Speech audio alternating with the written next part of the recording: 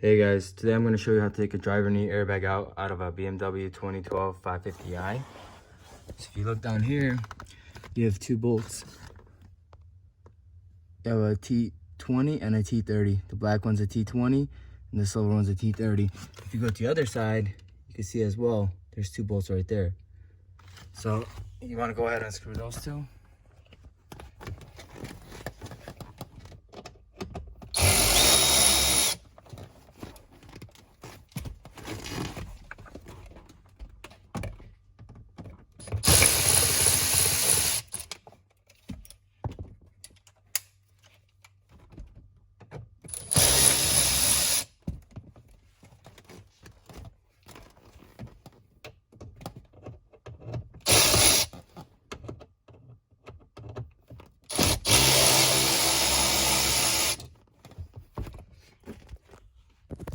Once you unscrew those four, those should slide right up. As you can see up here, there's three clips.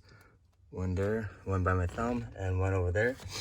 And then you come around here, you see that clip right there, that's to disconnect it.